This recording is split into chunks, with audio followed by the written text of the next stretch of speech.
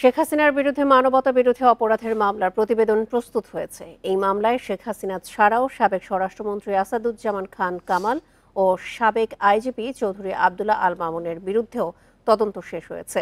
আজ চিফ প্রসিকিউটরের কাছে জমা দেওয়া হবে। তদন্ত প্রতিবেদনে জুলাই গণহত্যার প্রধান নির্দেশদাতা হিসেবে যুক্ত করা হয়েছে শেখ হাসিনার নাম। তদন্তে শেখ হাসিনার বিরুদ্ধে হত্যার নির্দেশ দেওয়ার অডিও ক্লিপও যুক্ত করা হয়েছে। তদন্ত রিপোর্ট দাখিল হওয়ার পর আনুষ্ঠানিক অভিযোগ দাখিলের মাধ্যমে তাদের বিরুদ্ধে বিচার কাজ শুরু হবে। এই মামলার তদন্ত প্রতিবেদনের দাখিলের সময় এই পর্যন্ত 3 বার বাড়ানো হয়েছে। সবশেষ গত 20 এপ্রিল এই মামলার তদন্ত প্রতিবেদন জমা দেওয়ার জন্য সময় বৃদ্ধির আবেদন করে প্রসিকিউশন।